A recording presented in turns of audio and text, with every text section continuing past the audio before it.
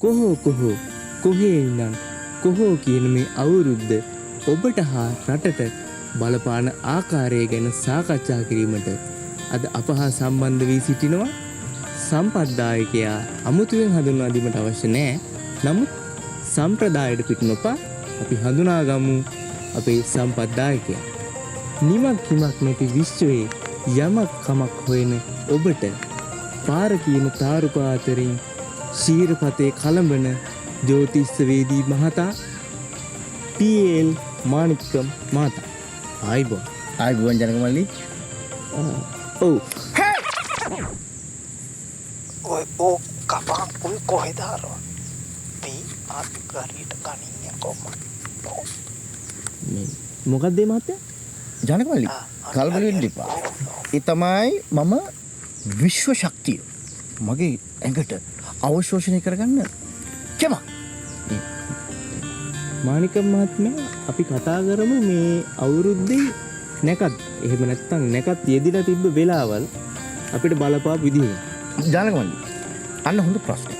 මොකද අවුරුද්දක්ම ජානක මල්ලි තීරණය වෙන්නේ මේ අවුරුද්ද ආරම්භයේ එළඹෙන නැකත්. ඒ සියලුම දේයින් තමයි අවුරුද්ද අපි මූණ දෙන්නේ. එතකොට ඒ නැකත් ඉතාම වැදගත් ජානක මල්ලි. මල්ලිට කියන්නේ. එතකොට මල්ලි මේ අවුරුද්දේ නැකත් යෙදිලා තිබුණේ උදේ කාලේ. එහෙම නැත්නම් අලුයම් කාලේ. පාන්දර. ජානක මල්ලි මට කියන්න. මේ අවුරුද්දනේ. එතකොට ජානක මල්ලි දැන් මේ ගිය අවුරුද්දේ මල්ලි කල්පනා කරලා බලන්න. ගිය අවුරුද්දේ රෑ 12ට එකට ආහාර. පිසි මධ්‍යම අනුභව කරන්න පුළුවන් නම් මල්ලි මිනිස්සු කරන්න බෑ. එතකොට එහෙම වුණාම වෙන්නේ මේ අවුරුද්දම අසතුරුදායක අනතුරුදායක සමහර වෙලාවට බෘහත් අනතුරු. ඒ කියන්නේ ඔය අඬදබර වගේ දේවල් වලින්ම තමයි අවුරුද්ද පටන් ගත්තේ අපිට. දැන් මල්ලිට කියන්න මේ මගේ පෞද්ගලික කාරණා. අපේ ගෑණි දවස් දෙක තුනක් කතා කරන්නේ නැහැ මල්ලි. මම නැකත් තියෙන වෙලාවේ මට වමනේ යනවා. මහත්මයා ඒ කියන්නේ මොනවා හරි මන්ත්‍රයක්ද? නෑ මේ කෑමකට ගිහිල්ලා යාළුවෙකුගේ ගෙදර. සාදයක්. අවුරුද්ද අවසන් වෙන සාද තියෙනවනේ මල්ලි දැන් තැන් වල. ඒ වගේ සාදයකට ගිහිල්ලා මම එනකොට මට ඕම්කාරයට එනවා. ඕම්කාරයට එනවා රෑ 12ක වෙනකම්. කොහොමද මල්ලි අනුභව කරන්නේ? කරන්න බෑනේ මල්ලි. මම අනේකයි කියන්නේ මේ අවුරුද්ද ඉතාම සුබයි. සියලුම රටවැසියන්ට මේක සුබදායි නැකත් සීට්ටුවක් කියලා මම විශ්වාස කරනවා ජානක මල්ලි. හොඳයි. අපි මේ 2025 අවුරුද්ද සිංහල අවුරුද්ද පටන් ගත්ත ආකාරයේ ඔබතුමාගේ ජ්‍යොතිෂය ඇසින් අපිට පොඩ්ඩක් පැහැදිලි කරන්න. ඒක මල්ලි ජානක මල්ලි මෙහෙමයි. මේ අවුරුද්ද ආරම්භයේදීම මම දැක්ක දෙයක් තමයි මල්ලි විශේෂයෙන්ම. බොහොම උද්‍යෝගයෙන් අඹු සැමියන් දූ දරුවන් වයසක උදවිය බොහොම උද්‍යෝගයෙන් මේ භාණ්ඩ හුවමාරු. හරිද? භාණ්ඩ හුවමාරු කරගන්නවා, භාණ්ඩ මිලදී ගන්නවා. එතනින් ගියාපුවාම සලුපිලි මිලදී ගැනීම කරනවා. ඒ කියන්නේ ඔබතුමා කියන්නේ මේ අවුරුද්ද හොඳයි කියලා. මල්ලිට පිස්සුද මල්ලි? මොනවදද? මම ගෑනිත් එක්ක ගියා. අර බඩු මලු සේරම කරේ තියා මම එතන හිටියා. මේ ගෑණි එනකොට හවස 6ක් පහුවෙලා මල්ලි උදේ 8ට ගිය ගෑණි. ඇයි ජානක මල්ලි බැරි මේ මිනිස්සුන්ට මාසයක් දෙකකට කලින් ටික ඔය ඇඳුම් ටිකක් ගන්න මල්ලි. මොන වදයක්ද මේක මිනිස්සුන්ට? ඔබතුමා කියන්නේ ඒතර ජ්‍යොතිෂ බලපෑමක් මේකේ නෑ. මල්ලි විකාර කතා කරන මොන ජ්‍යොතිෂ බලපෑමක්ද? කර්මයන්. මල්ලි මොනවද මේ කියන්නේ? පැහැදිලි මේක මං හිතන්නේ ජ්‍යොතිෂ්‍යර නෙමෙයි බලපාන්නේ සාක්කුවට බලපාන්නේ මල්ලි. අයින්සක සැමියන්ගේ සාක්කුවට බලපාන්නේ. මල්ලිට තේරෙනවන්නේ? මට පැහැදිලි. මල්ලි දැන් පැහැදිලිද මම හිතනවා ඔබටත් ඒක ඉතා හොඳට පැහැදිලි වෙන්නේ නැති කියලා. මහත්මයා මට තියෙන ඊළඟ ගැටලුව තමයි මේ අවුරුදු සමයේ මත්පැන් භාවිතාව සහ හදිසි අනතුරු වැඩි වෙලා තියෙනවා මේ අවුරුදු සමයත් එක්ක. ඔබතුමාට මේකට ජ්‍යොතිෂමය විසඳුමක් තියෙනවද? මොන විසඳුමද මල්ලි? ඔව්වට විසඳුම් නැහැ. ඔය බීලා කෑ ගහගෙන අඬු බඬු කඩාගෙන මේ රට වටේ දුවන කොල්ල බල්ලෝ එක මේ වැඩේ කරන්න බෑ මල්ලි. හරිද? මේක මට විසඳුම් දෙන්න බෑ. මේක ජ්‍යොතිෂ විසඳුම් නෑ. ඔයා මෙතෙන්ට කොයි වෙලේ හරි ආරක්ෂකංශයේ ස්ථානාධිපතිවේ පොලිසිය OIC කෙනෙක් ආපුලා ඔයා ඒගොල්ලන්ගෙන් මේ ප්‍රශ්නය අහගන්න. කරන්න තියෙන එකම දේ තමයි හොම්බර දෙයක් කරලා දත් දෙකක් විතර කඩලා කුඩුර දාන්න ඕන. ඔක්කොම ටික. ඒකයි මල්ලි කරන්න තියෙන්නේ. මේ ප්‍රශ්නයට සම්බන්ධව තව ප්‍රශ්නයක් මම තියෙනවා අහන්න. අහන්න ජානක මේ මල්ලි. සාදහා සම්බන්ධව තව තියෙන මෙවලමක් තමයි මයික් එකයි ස්පීකරේ.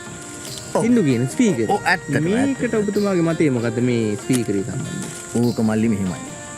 ඔය වා කිව්වට අහන්න මල්ලි. රෑට බුදිය ගන්න නැහැ. මේ උන් කෑ ගහනවනේ.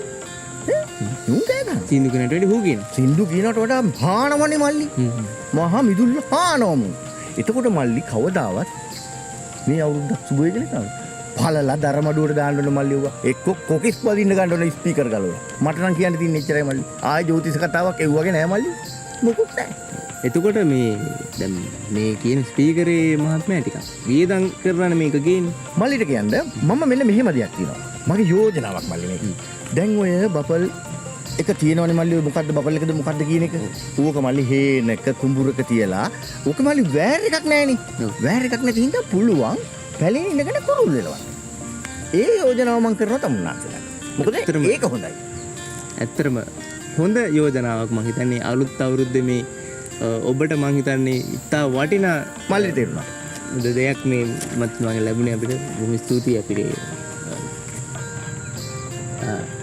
ඔව් අපිට මානික මහත්තයා අසන්නෙක්ගේ ඇමතුමක් කියලා තියෙනවා. ඔව් හෙලෝ ආයිබෝන් ඇහෙනවද අපිව? ආයිබෝන් මහත්මයා. හලෝ මහත්තයා මගේ මේ පොඩි මේ දැවෙන ප්‍රශ්නයක් තියෙනවා මහත්තයා. ඔව් මහත්මයා. මහත්තයාට කියලා පොඩ්ඩක් අපේ මේ බැයිද මේ මට විසඳුමක් කරලා දෙන්න. ඔව් පුළුවන්.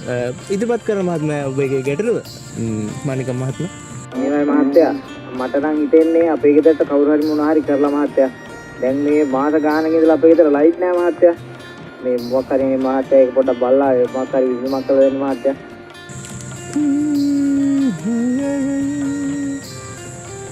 මල්ලි ඉන්නවද අර කතා කරපු මනුස්සයා? ඉන්න ඉන්න මහත්තයා ඉන්න.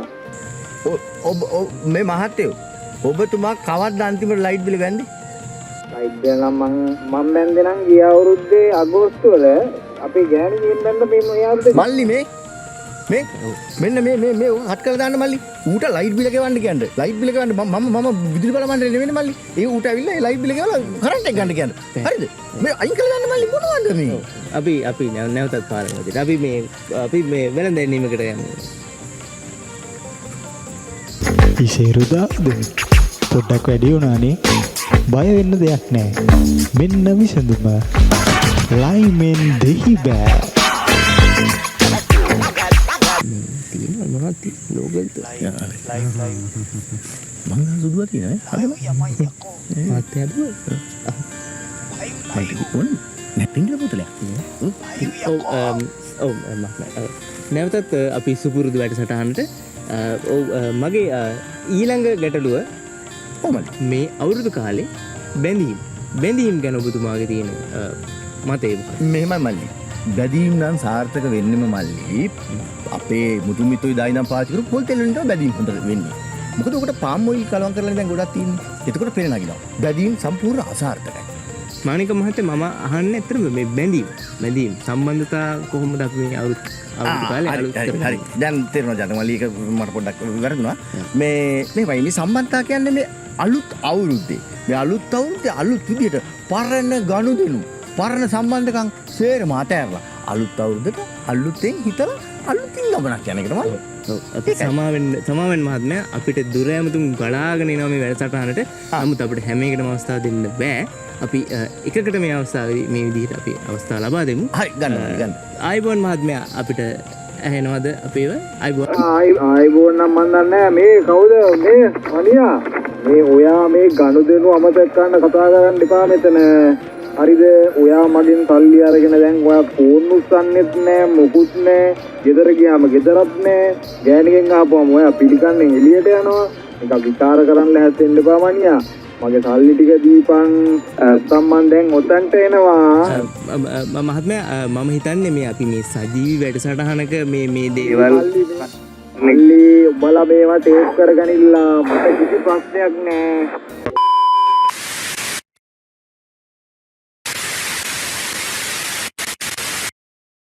ඔව් අපේ මානික මහතාට විශේෂ වැඩසටහනක සම්බන්ධ අවශ්‍ය නිසා මානික මහත්මයා අපින් වැඩසටහනින් ඉවත්ව ගියා මේ මොහොතේ.